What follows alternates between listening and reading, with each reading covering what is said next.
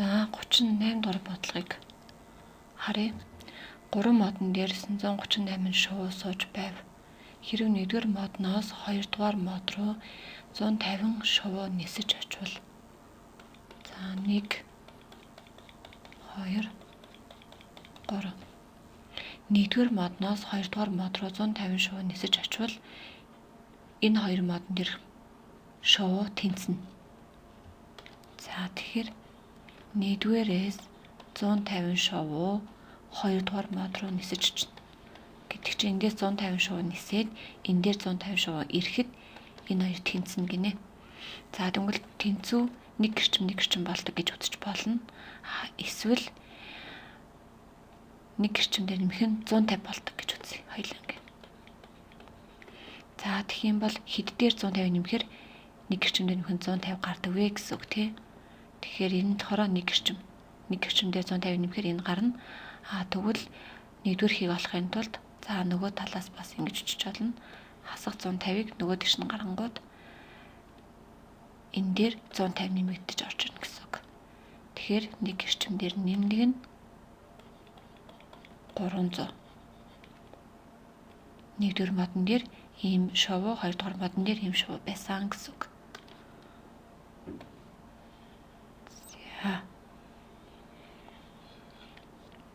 За тэгвэл цааш нь 3-р модноос 60 шувуу 1-р мод руу нисэж очвол 3-р модноос 60 шувуу 1-р мод руу нисэж очвол 3-р модон дээрх шувуу 1-р модон дээрх шувуунаас 5 дахин бага болно. 3-р модон дээрх шувуу 1-р модон дээрх шувуунаас 5 дахин бага. Тэгэхээр энэ 5 хэрчим энэ нэг хэрчим болно гэсэн үг. За тэгэхээр энэ хоёрын чинь нийлбэр юу юм бэ гэхээр нэг гэрчим дээр нэмэх нь 360 байгаа юм тий. За тэгэхээр ингээ. За анх 2-р модон дээрх шувуугаа нэг гэрчим биш 5 гэрчим байсан гэж тэмдэглэж. Тэгвэл 1-р модон дээрх шувуу нь 300-аар илүү байх ёстой учраас 5 гэрчим дээр нэмэх нь 300 болно. 5 гэрчим дээр нэмэх нь 300 болно. За тэгвэл 3-р модноос 60 шувуу нисээд энэ дээр 60 шувуу нисэж ирэхээр 1-р модон дээрх шувууны тоо 5 гэрчим дээр нэмэх нь 360. Одоо тэгвэл 3-р модон дээрх шувуу нь эндээс 5 дахин бага байх ёстой. Тэгэхээр эндээс 5 дахин бага гэхээр 5 туваахаар 1 гэрчим 5 туваахаар 72 болох ёстой. За тэгвэл 3-р модон дээр анх хэдэн шувуу байсныг олохын тулд бүгдээрээ хасах 60-аагаа хойш нь гаргахлаар нэмэх нь 60 гэж орж ирнэ. Өөрөөр хэлбэл 3-р модон дээр анх нэг гэрчим дээр нэмэх нь 132 шувуу байсан. Эндээс 60-ыг хасахаар буюу 60 шувуу нисээд явчихлаар нэг гэрчим дээр нэмдэг нь 72 шувуулд нь энэ дээр 60 шувуу нисэж ирэхлээр 5 гэрчим дээр нэмэх нь 360 болно. Тэгэхээр 3-р модон дээрх шувууны тоо 1-р модон дээрх шувууны тооноос 5 дахин бага болно гэсэн утгатай. За нэг нь аваа хэрэгтэй.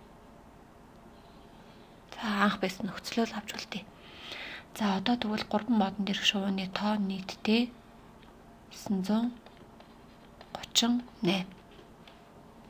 За тэгвэл 5 10 11 11-ийн хэрчим нэмэх нь 300. Тэгээ нэмэх нь 132 гэдэг чинь 432 тэнцүү 938. Эндээс 11-ийн хэрчим нь за 938-аас 432-ыг хасгалаар 506. 506. За 506-г 11 туваахаар 4-өөрөө 44 66 гэдэг чинь 46. Анх мод тус бүр дээр хэдэн шувуу сууж байсан бэ? За тэгвэл 1-р модон дээр болохоор 5-ыг үржих нь 46 нэмдэг нь 300. 5-ыг үржих нь 46 нэмэх нь 300. 530. За 2-р модон дээр 5-ыг үржих нь 46 буюу 230. За 3 дугаар модон дээр 46 дээр нэмэх нь 132 буюу 178 шов сууж байсан байх нэ.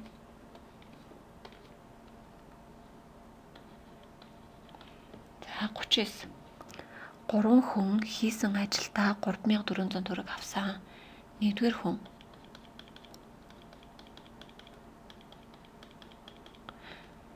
3 дугаар хүний авсан мөнгөний 75%-ийг. За тэгэхээр 75% гэдэг бол энгийн бутархаагаар 100%-аас-ны 75 хэсэг гэсэн үг.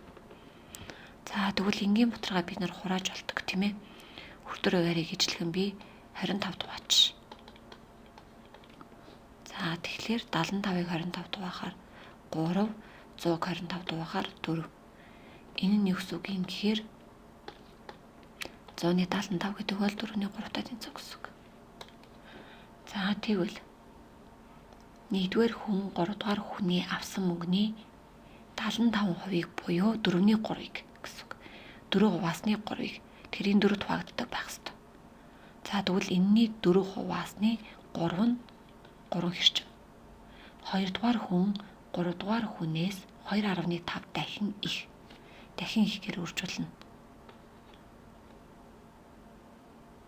2 дугаар хүн 3 дугаар хүнээс гэсэн тий. 3 дугаар хүнээс гэхээр чинь 3 дугаар хүн чинь 4 хэрчим. Эндээс 2.5 дахин их гэхээр үржүүлэхээр 10 хэрчим. 10 хэрчмийг мөнгийг авсан бол тус бүр хэдэн төгрөг авсан бэ гэж. Энэ 3 нийлээд 3400 төгрөг авсан.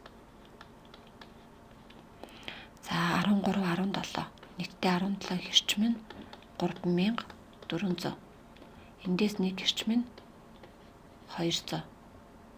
За тэгвэл 1-р хүн 3-аар үржүүлэхээр 600 төгрөг, 2 дугаар хүн 10-аар үржүүлэхээр 2000 төгрөг, 3 дугаар хүн 4-оор үржүүлэхээр 800 төгрөг авсан байх нэ.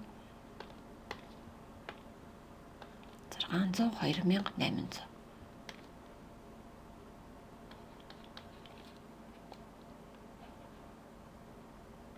За 40. За ийм төгрөгөөр 2 зүйлийн нэхмэл авсан. 1-р нэхмэлийн метр бүрийг ийм төгрөгөөр. За 1-р нэхмэл 2 дугаар нэхмэл. 1-р нэхмэлийн метр бүрийг 875 төгрөгөөр. Метр тутмыг нь. 2 дугаар нэхмэлийн метр бүрийг 624 төгрөгөөр. Метр тутмыг нь тийм ээ. Авсан ба 1-р нэхмэлийг 2 дугаар нэхмэлээс 8 метрээр бага авсан.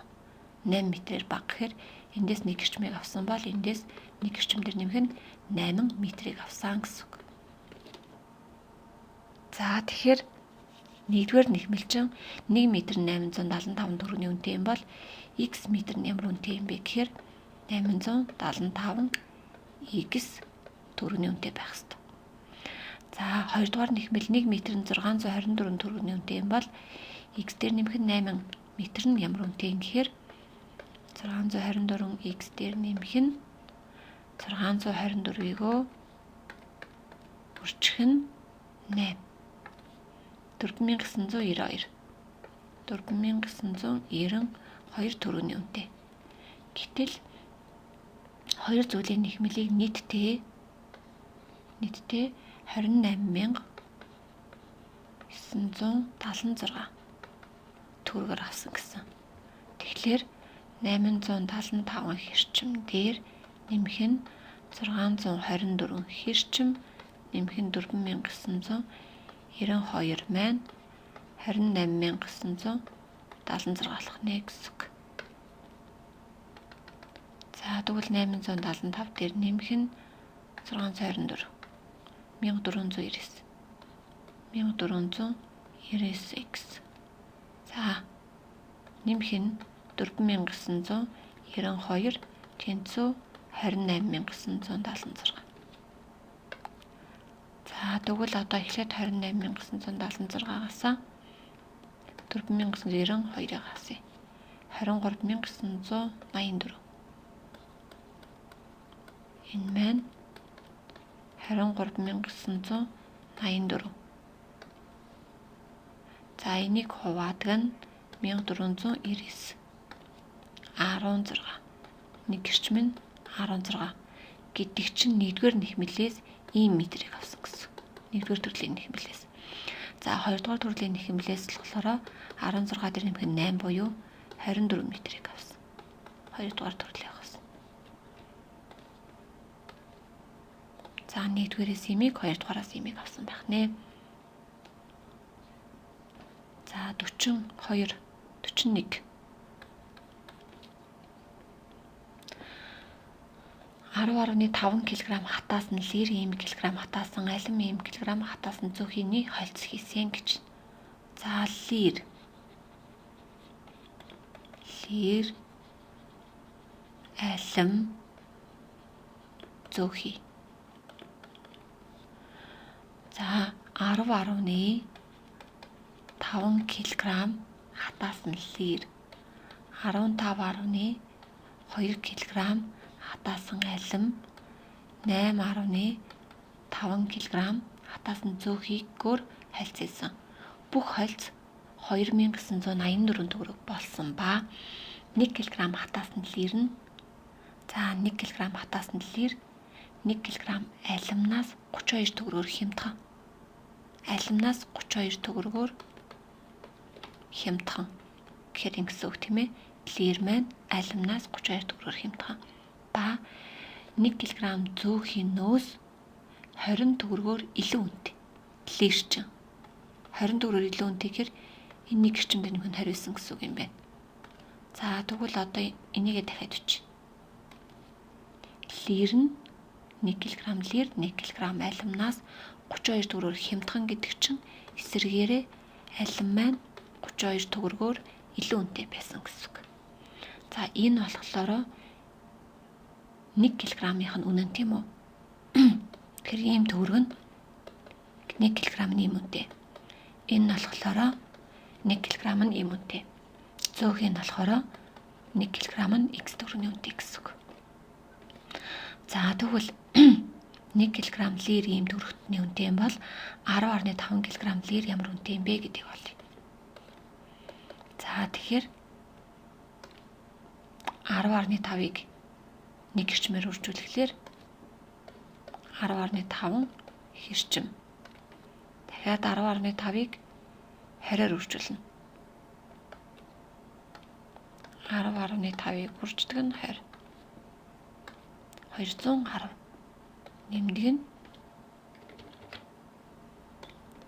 Нэмдэг нь 210 төгрөг. Өөрөөр хэлбэл 10.5 кг хатаасан лир ийм үнэтэй гэсэн үг. За одоо 15.2-ыг 1 гэрчмээр үржүүлье. Тэгэхээр 15.2 хэрчим. За дараад нь энэ хоёрын нийлбэр чинь 52. Тэгэхээр энийг 52-аар үржүүлнэ одоо. 15.2-ыг үрждэг нь 52. 790.4. Нэмэх нь 790.4. За. Тэгвэл 8.5-ыг x-ээр үржүүлэхээр 8.5x. За ингээд энэ гурыг нийтэд нь болохоор 2984 төгрөг болсон гэж байна. За тэгвэл нэмье. 10.5 хэрчим дээр нэмэх нь 15.2 хэрчим, нэмэх нь 8.5 хэрчим, нэмэх нь 210, 790.4, тэнцүү 2984. За 10.4 дээр нэмэх нь 15.2. 15.2 нэмдэг нь 8.5 34.1 34.1 эрчим. За нэмдэг нь 210 дээр нэмэх нь 790.4 1000.1 1000.4 байсан тий. За тэнцүү 2984. За тэгэхээр одоо бүгдээрээ 2984-өөс хасах нь 1000.4-ийг гэсэн. 1983.6 1983.6. За энийг 34.1 тувая. 34.1.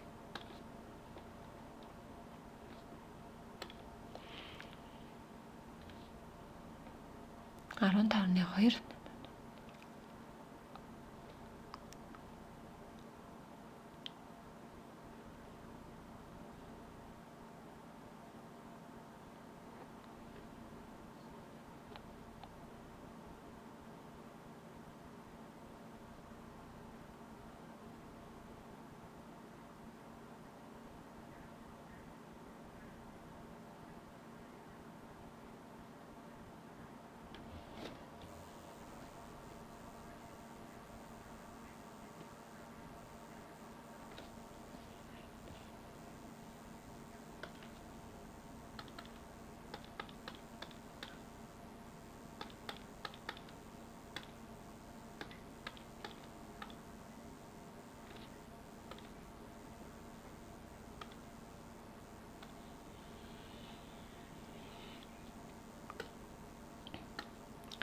За 10.5 дээр нэмдэг нь 15.2 нэмэх нь 8.5 34.2 34.2 хэрчим. За нэмдэг нь 19 хэрчим 1000.4 тэнцүү 2984. За одоо тэгвэл бүгдээрээ 2984-өөс хасдаг нь 1000.4-ийг хасаад хуваах нь 34.2 58. Эндээс нэг гэрчим нь 58 гэсэн үг. За асуулт. Тус бүрийн килограммынх нь үнийг олоорой гэж. За тэгэхээр x нь 58 гэдэг чинь зөөхий 1 кг нь ийм төрлийн үнэтэй байсан гэсэн үг. За дараагийнх нь алюмины үнийг олъё. За эхлээд лирний үнийг олъё. Лир чинь 1 эрчимээр нэмэх нь 20. Тэгэхээр чин 58 дээр нэмэх нь 20 гэдэг чинь 78 төгрөгийн үнэтэй.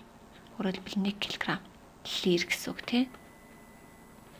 Лирний 1 кг-ийн нь 78 төгрөг.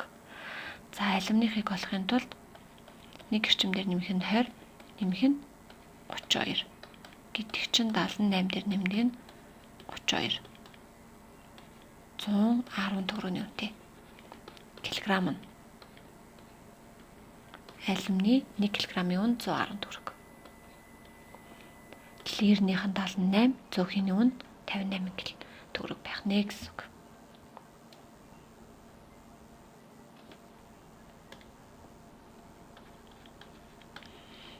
За 42 6 кг алюм 6.4 кг лир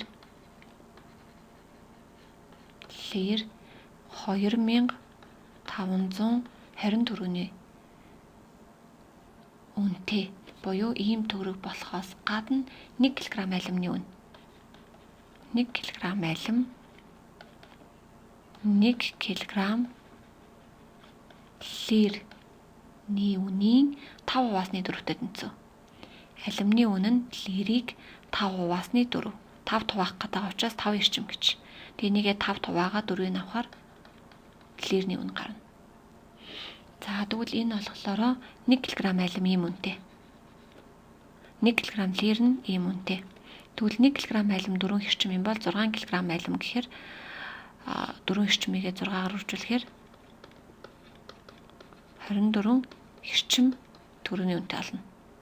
1 кг лир юм үнэтэй юм бол 6.4 кг лир гэхээр 5 хэрчмийг үржих нь 6.4 гэхээр 6-5-ын 30 32 хэрчим төгрөгийн үнэтэй. За тэгээд энэ хоёр чинь нийтдээ 2520 төгрөг. За нэмэхлээр чинь 24 хэрчим нэмдэг нь 32 хэрчим тэнцүү 2500 харь гэдгээс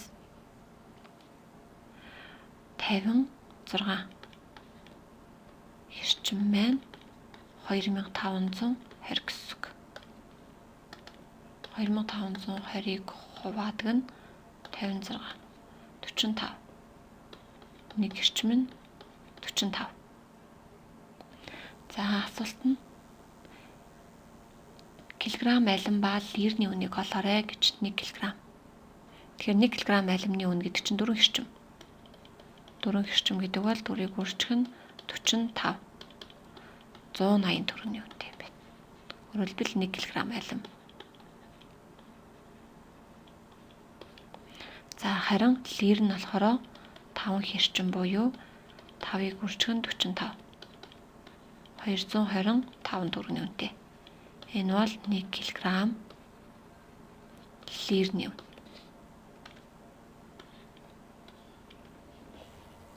За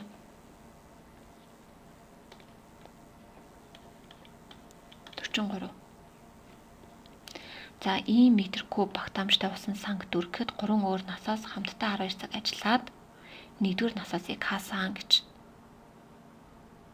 За нийт багтаамж нь болохоор 2646 метр куб багтаамжтай усан санг дүргэхийн тулд 3 өөр насаас ажилласан. 3 өөр насаас ажилласан. Хамтдаа 12 цаг ажиллаад 1-р хийг нь хаасан гэдэг чинь 1-р нь 12 цаг ажилласан гэсэн үг. Хааж 3 цаг болоод 3-р насаасыг хаасан. Тэгэхээр 3-р насаас 15 цаг ажилласан гэсэн үг. 2-р насаас 5. За яжаараа 3 өөр насаас хамтдаа 12 цаг ажиллаад 1-р хийг нь хаасан. Тэгэхээр 1-р нь 12 цаг ажиллана. 3 цаг болоод 3-р насаасыг хааж 3 цаг болоод 3-р насаасыг хаана гэдэг чинь 15 цаг. 2-р насаас 5 цаг ажиллав гэж. Тэгэхээр 2-р насаас 5 цаг дахиад ажиллах юм бол энд 20 цаг ажилласан гэсэн үг. 2-р насаасны хүчин чадал гэдэг чинь цагт хийдэг яах нь цагт гаргадаг ус гэсэн үг. Хэдэн метр куб ус гаргадیں۔ 2-р насаасны хүчин чадал нь 1-р насаасаас 2 дахин бага. 2 дахин бага гэхээр 1-р нь 2 эрчим, нөгөөх нь 1 эрчим. 2 дахин бага 3-р насаасаас 3 дахин их байсан. 3-аараас 3 дахин их гэхээр энэ 3 эрчим байх ёстой юм байна. Гэтэл 1-ээс 2 дахин бага байх ёстой. Өөрөлдвөл хэдийг 2 туваахаар 3 гардаг юм бэ гэсэн үг. 6-г 2 туваахаар 3 гарна. Нөгөө талаас 2-дугаарх нь 2 дахин бага гэдэг чинь нэг нь эсрэгээрээ 2 дахин их гэсэн үг байхгүй. Тэгвэл 1-р нь ийм усыг цагт гаргадаг, 3-дугаарх нь ийм хэмжээний усыг 1 цагт гаргадаг гэсэн үг. За гэтэл 1 цагт ийм усыг гаргадаг юм бол 12 цагт болохоор 72x метр куб усыг гаргах нэ.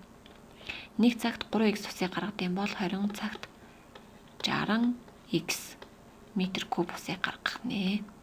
1 цагт x-ийг гаргадаг юм бол 15 цагт 15x метр куб усыг гаргана. Тэгээд энэ 3-ын гаргасан нийт усны хэмжээ чинь усан сангийн багтаамжийг дүргэх ёстой буюу 2646 метр куб байх ёстой гэсэн үг. За тэгэхээр 72 дээр 60-ыг нэмээд 72 дээр нэмэх нь 60 нэмдэг нь 15. 147 эрчим нь 147 эрчим нь 2646. 2646 кубадаг нь 147. 18. За, ийм метр куб усыг цагт гаргадаг хэм бэ гэхээр 3 дугаар насаас өөрөлдвөл 3 дугаар насны хүчин чадал гэсэн үг. За, тэгвэл 2 дугаарх нь болохоор 3x шүү дээ, тийм ээ. 3x нь 3-аар жуулахаар 54 метр куб усыг цагт гаргадаг. Энэ бол 2 дугаар насны хүчин чадал. За, 6x гэдэг бол 6 8-ын 48 гэдэг чинь 108 метр куб усыг цагт гаргадаг 1-р насны хүчин чадал. За. 2-р насаасоор хэдэн метр куб ус шахсан бэ гэж манай асуулт. 2-р насаасоор хичнээн метр куб усыг шахсан бэ гэдэг чинь 60x-ийг олох гэж байгаа юм шүү дээ биднээс. Тэгэхээр эднийг ер нь бол олох шаардлага байгаагүй юм байна. За 60x гэдэг бол 60-ыг үржих нь 18. 108 тэг буюу 1080 метр куб усыг шахсан байх нэ. За.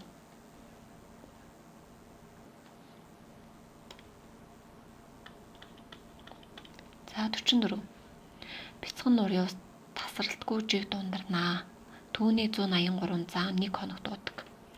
За тэгэхээр нууранд тийм үү? Анх нууранд. За.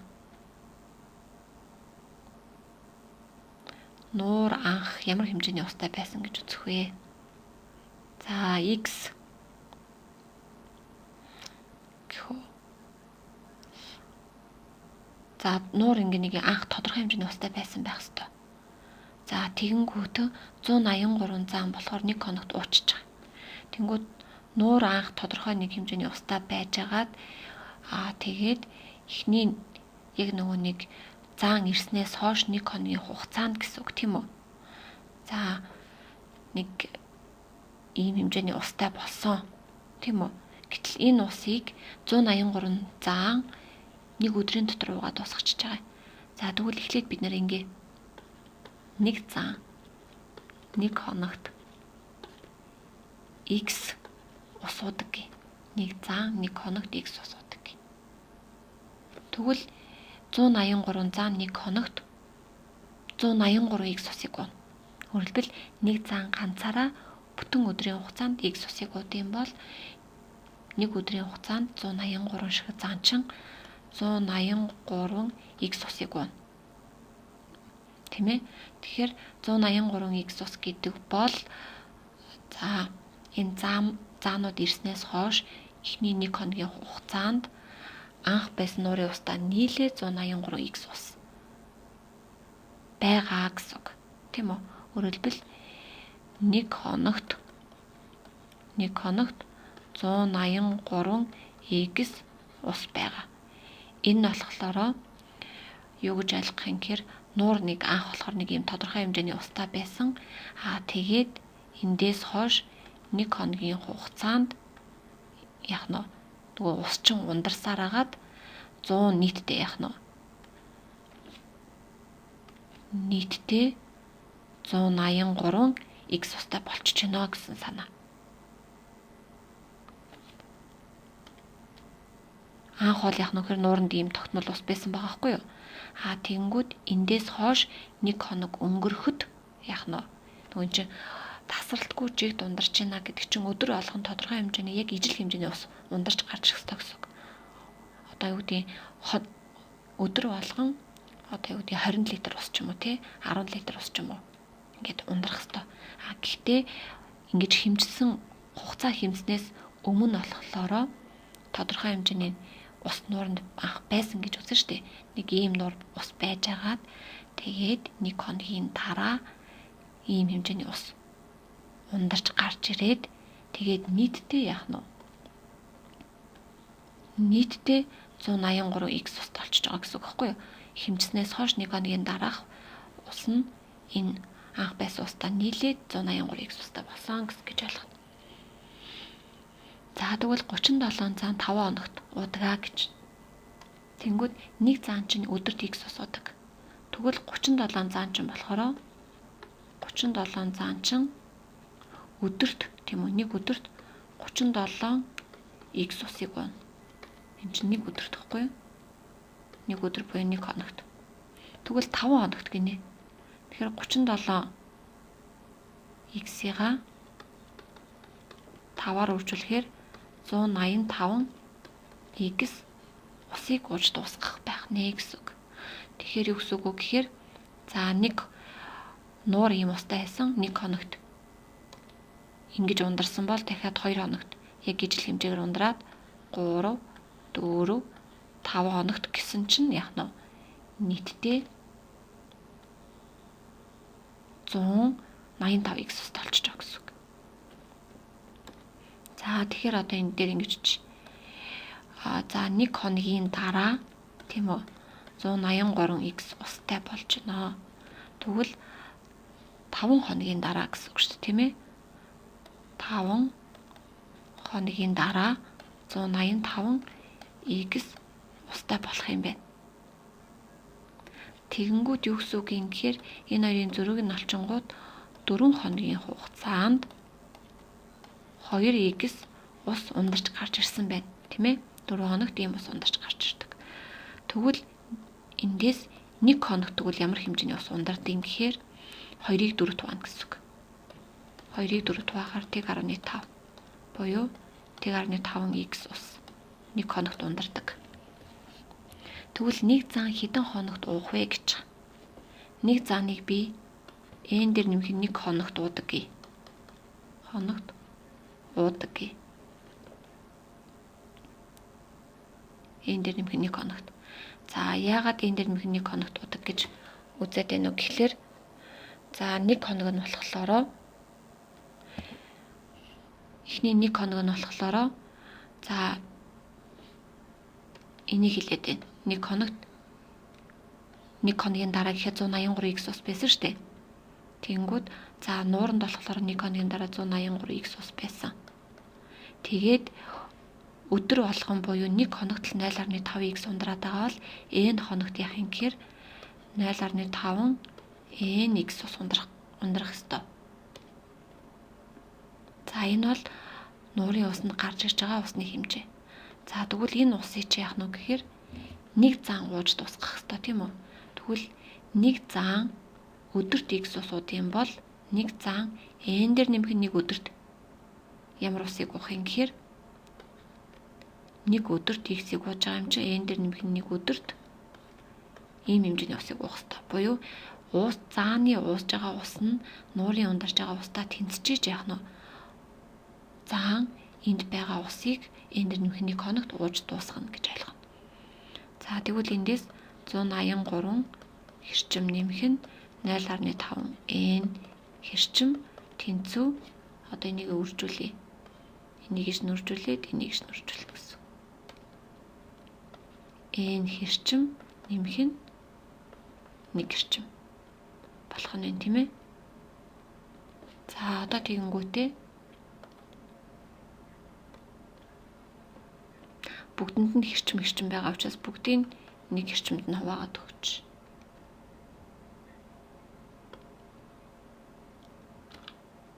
Бүгдийг 1 хэрчимд нь хуваач. Тэнгүүд 183 хэрчмийгаа 1 хэрчимд хуваахаар 183.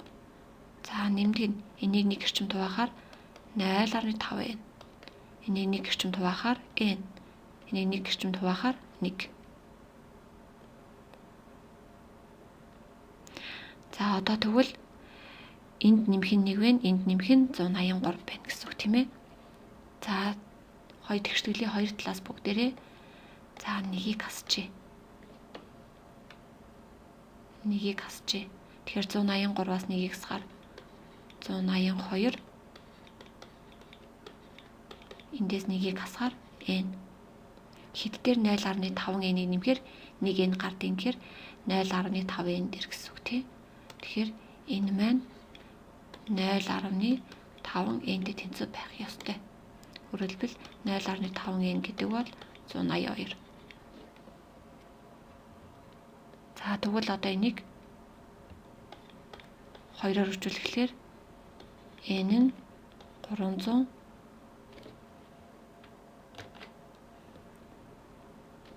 n нь болохоор 364 гарах юм байна. Тийм ээ? Гэтэл бид нар юу гэж үзсэн бэ гэхээр n дээр нэмэх 1 хоног дууж дуусгана гэд үзчихэд байгаа байхгүй юу? Тэгвэл n дээр нэмэх 1 хоног гэдэг бол 364 дээр нэмэх нь 1 буюу 365 хоногт нэг заан бүхсийг ууж дуусгах байх нэ гэсэн үг.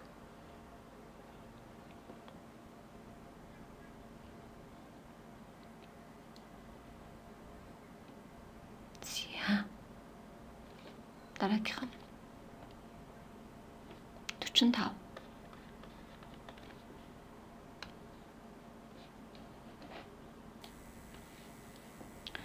Хүүхэд 375 төгрөгөөр 3 лир 10 алим худалдаж авахдаа 3 лирт 2 алимнаас ийм төгрөг илүү өгсөн гинэ.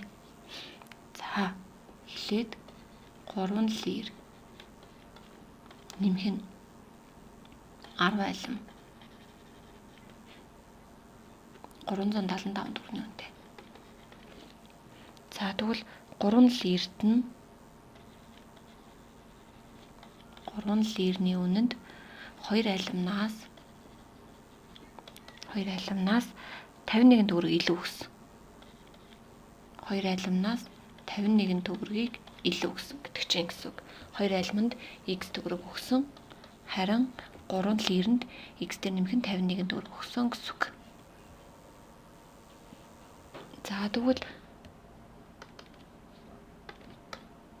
3 лир чинь 1 гэрчмээр нэмэх нь 51 төгрөг юм бол энэний хооронд би 1 гэрчмээр нэмэх нь 51 гэж бичиж болно. За харин 2 алим чинь 1 гэрчм юм бол эндээс бид нар 10 алим хэдэн төгрөгийн үнэтэй юм бэ гэдгийг олъё. Доор нь чи 10 алим хэдэн төгрөгийн үнэтэй юм гэхээр 5 дахин авцсан байна тий. Тэгвэл лирш нь мөн адил 5 дахин авна. X-ийг 5-аар хөвжүүлэхээр 5x төгрөгийн үнэтэй болно гэсэн үг. Өөрөлдвөл 5 дахин их алим авж байгаа учраас үнийн дүн нь 5 дахин ихсэх ёстой гэсэн үг. Тэгэхээр 10 алим нь 5 хэрчим юм бол би энэ 10 алимны оронд 5 хэрчим гэж бичиж болно гэсэн үг. Тэнцүү 375. За 1 хэрчим дээр 5 хэрчим нэмэхээр 6 хэрчим нэмэх нь 51 тэнцүү 375. Эндээс 6 хэрчим нь 375-аас 51-ийг хасахаар 324. 1 хэрчим нь 54. 1 кг алим 1 кг лир ямар үнэтэй вэ гэж. За тэгсэн чинь манай дээр болохоор 2 кг алим чинь энэ килограмм гэдэг үгнүүд бичигдээгүй нэ тий. За тэгвэл за 1 алим 1 лир гэдгээр нь явжээ.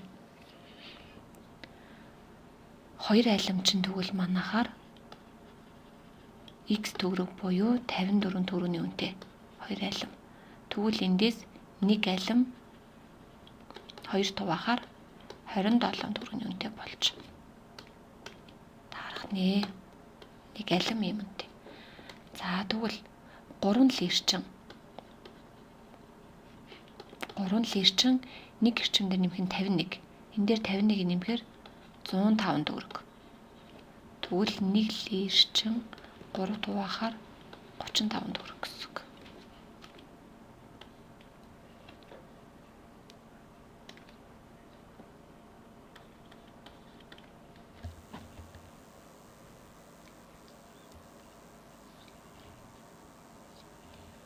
За 46. Худалдагч 18 үзэг 84 харандаа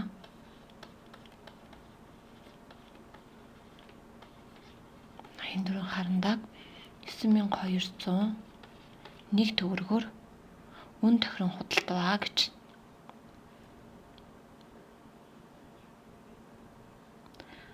Хэрв 6 үзэгний үн 7 харандааны 7 харандааны үнээс 13 төгрөгөөр хямдхан гэдэг чинь энэ нь 13 төгрөгөөр илүү үнэтэйсэн гэсэн үг. За тэгвэл 6 үзэг нэг эрчим юм бол 18 үзэг. 18 үзэг ямар үнэтэй юм бэ гэсэн үг тийм ээ.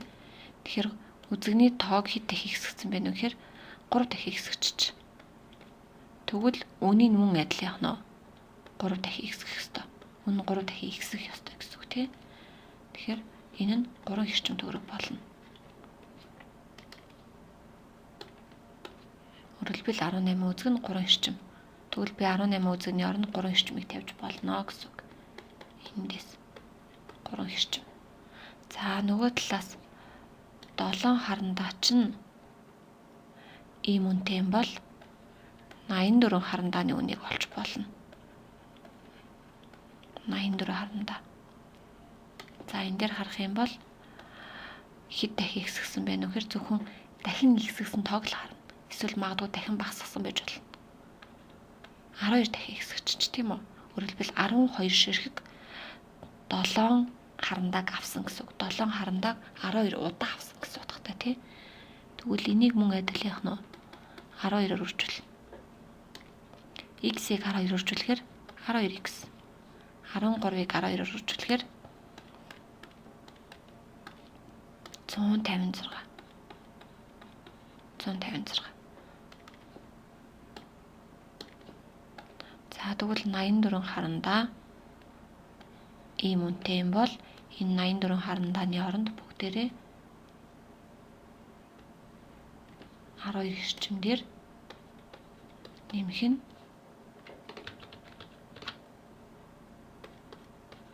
12 эрчимээр нэмэх нь 156 гэж бичиж болно гэсэн үг. Энэ 18 үзэгчин 3 эрчим үнэтэй байсан шүү дээ. Ингээд 9201. За нэмээд өгөхөр 15 их эрчим нь дээр нэмэх нь 156 9201 болоод эндээс 15 их эрчим гэдэг бол 9201-ээс хасдаг нь 156 9045. Одоо 9045-ыг 15 туваа. 603. 603. За асуулт нь 6 үзэг хэдэн төгрөгийн үнэтэй вэ гэж. 6 үзэг гэдэг чинь x-ийг олоорой л гэж байгаа юм байна. За x буюу 6 үзэг 603 төгрөгийн үнэтэй байсан байх нэ. 6 үзэг нь 603 төгрөгийн үнэтэй. За 47. 6 сандал 3 ширээ 4 самбар 4 самбар худалдаж авахд 60,000 төгрөг төлсөн гэж. 60,000 төгрөг. 1 ширээ 1 сандалнаас 4 дахин их үнэтэй гинэ. 1 ширээ 1 сандалнаас 4 дахин их үнэтэй. Ба 1 самбарнаас болохоор юу илээ гэхээр чинь ширээ тийм үү? Ширээ сандалнаас 4 дахин их, харин самбарнаас 2000 төгрөгөөр илүү үнэтэй. Тэгэхээр энийг ингэж чинь яагаад гэвэл хойдлын өгүүлбэрээ дахиад уншъя. Ширээ самбарнаас 2000 төгрөгөөр илүү үнэтэй. Харин эхний өгүүлбэр нь ширээ сандалнаас 4 дахин их үнэтэй. Тэгэхээр энэ 4 дахин их юм бол эсрэгээр энэ 4 дахин бага байх ёстой. Өөрөлдвөл 4 туваа. Энийг 4 хуваагаад 1 эрчим юм бол 2000-ыг 4 хуваагаад 500 гэсэн үг.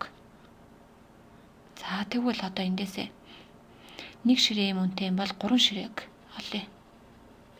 3 ширээ ямар үнэтэй юм бэ? Тэгэхээр бүгдийг 3-т үржүүл чинь тийм ээ. 1 ширээний үнэтэй юм чинь 3 ширээ гэхээр 4-ийг 3 орчлохоор 12x 2000-ыг 3-аар хөрвүүлэхээр 6000. За 6 сандал одоо эндээс.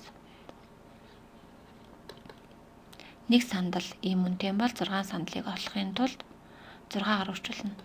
6x дээр нэмэх нь 3000. Нэг самбар ийм үнэтэй бол 4 самбарны үнийг олно. 4-өөр хөрвүүлнэ тий.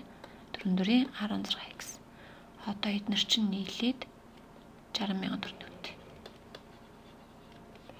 За 12 дээр 6 нэмэхээр 18. 18 дээр нэмэхээр 34 хэрчим. Нэмэх нь 9000. Тэнцүү 60000. 60000-аас 9000-ыг хасглаар 34 хэрчим байна. 51000. За 51000-ыг хуваах нь 34 гэхээр 1500. Нэг хэрчим тэнцүү 1500. Тэгвэл нэг сандал, нэг ширээ, нэг самбар ямар дэвэ гэж. За тэгэхээр нэг ширээний үнийг олохын тулд 1500-га 4-өөр хөрвүүлээд 6000. 6000 дээрээ 2000-ыг нэмэнгүүт 8000 тий. Энэ бол нэг ширээний үн. Нэг ширээ. Одоо харин нэг гэрчим дээрээ 500 нэмье. 1500 дээр 500 нэмэхээр 2000. Энэ бол нэг сандалны үн. За одоо 1500-г 4-өөр хөрвүүлэхээр 6000 төгрөг үнэтэй. Энэ бол нэг самбар. За нэг ширээний үн, нэг сандалны үн, нэг самбарны үн ах.